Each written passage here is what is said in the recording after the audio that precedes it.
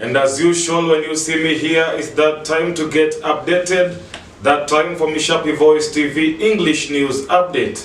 We are Africa's vision in the world, and it's always a pleasure having you on board from wherever you're watching us all over the world. From our English desk, we have a lot from the local, international, and sports news, but before I give you more, let me give you the headlines. A meeting was held in Boga between the Ugandan and the country forces that are working together to hand down Allied Democratic Forces (ADF) rebels. A pastor tragically took his own life in Mavuria in Embu, Kenya, leaving behind a distressing note. Sudan has slammed Kenyan government for allowing the Rapid Support Forces RSF to hold a meeting in Nairobi to launch parallel government. The High Court of Uganda has set hearing dates for Besigye, Lutale and Lawyer Kiza's cases. And on matter sports is that Al Hilal finished first in the Asian Champions League Group B with 22 points after 8 games. Welcome. A meeting was held in Boga, south of Irumi area in Ituri province between Ugandan and our country's forces that are working together to hand down Allied Democratic Forces (ADF) rebels.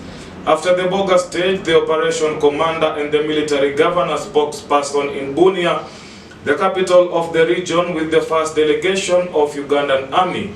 According to Jules Shikudi, the army spokesperson and military governor's representative in Ituri, these negotiations aim to coordinate and harmonize the actions of the FARDC and UPDF, that's the Ugandan Army, with the aim of planning the expansion of operation in other areas. Lieutenant Jules confirmed that the presence of Ugandan soldiers is part of operation against armed group opposing the peace. In relation to the future areas of intervention, the FARDC and UPDF joint forces after Bunia, they promised that all information will be officially released in the coming days after official meeting in Bunia. And now we head on to East Africa, specifically Kenya, where residents of Kadera village, Mavuria Mbere South in Embu, are in shock after a well-known pastor tragically took his own life, leaving behind a distressing note. The 55-year-old cleric was found hanging from a tree at his home with his funeral and final message, revealing his deep despair, stating that he had lost the will of living after feeling abandoned by his church members in fulfilling God's work.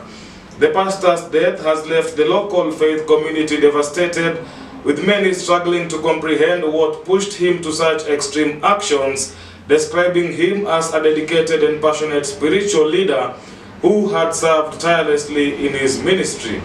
Police officers from Kiritiri responded to the scene after retrieving his body before transferring it to Embu Level 5 mortuary for further examination.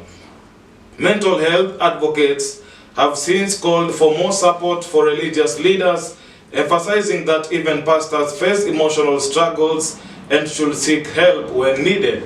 Authorities are currently gathering more information by speaking to close family members and church officials to better understand the circumstances surrounding the tragic incident.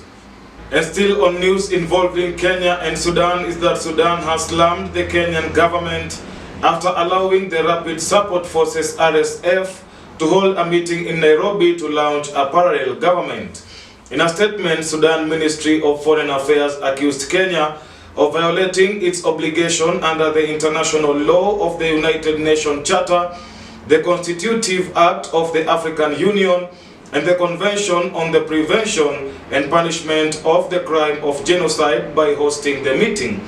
The ministry also noted that the move to establish a parallel government in Khartoum promotes the dismembering of African states, violates the sovereignty of the Sudan, and interference in their international affairs. Sudan also pointed out that hosting RSF leaders in Kenya was an indication that Kenyan government support heinous crimes being committed by the militia in Sudan. And now from Kenya we head on to Uganda, where High Court sets hearing dates for Besigye, Lutale and Lawyer Kiza's cases. The hearing comes amid growing pressure from Besigye's family and political allies who have accused the government of holding him illegally and endangering his life. The High Court of Uganda was scheduled hearing cases as follows.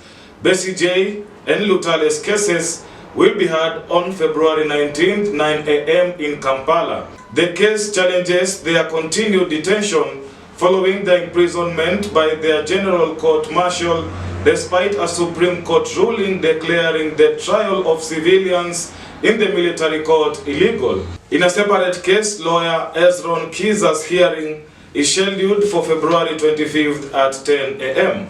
Details of his petition are not explicitly stated in the hearing notice, but is believed to have been related to human rights violation and concerns over Besigye's detention.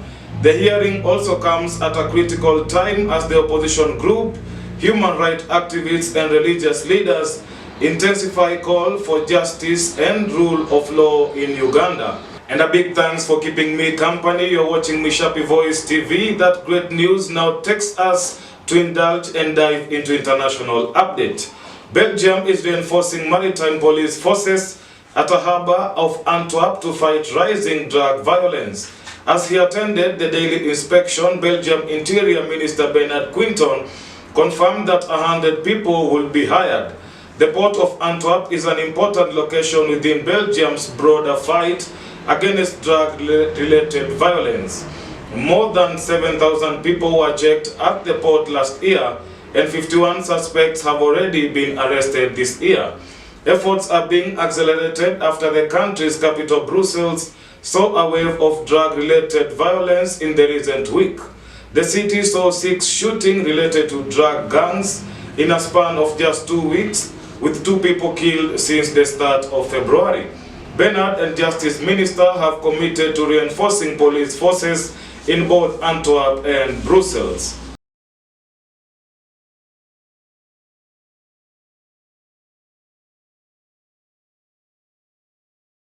Updating you more on international update is that thousands of people joined a funeral procession for the 14-year-old victim of the deadly stabbing attack in Austrian town Villach.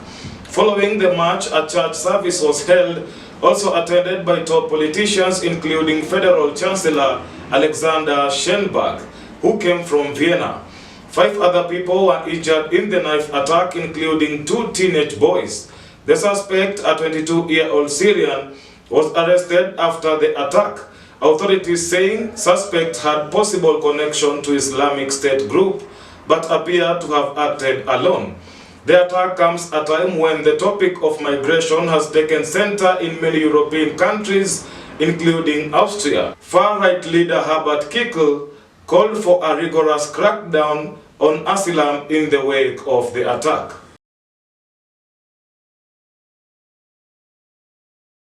And our prayer is always for peace to prevail and youth to stay out of crime. This is MISHAPI Voice TV English News Update. And right now, before I take a short commercial break, don't touch the dial. I'll be back with more on sports.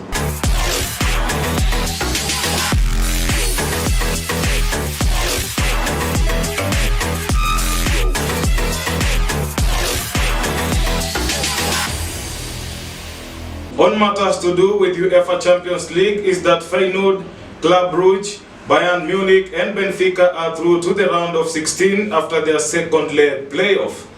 Here are some of the fixtures to be played today, the toughest being Man City against Real Madrid. And lastly, as we wind up, is that Al Hilal finished first in the Asian Champions League Group B phase with 22 points after 8 games. This comes after defeating Al Wassal 2-0. They now will face Pak Takor in the round of 16. And we come to the end of our English news coverage right here on MISHAPI Voice TV. We are Africa's vision in the world. It's always amazing having you on board and a pleasure. And you can get more of this news update by following us at MISHAPI Voice TV.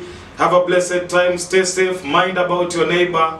My name is Crispin Otieno.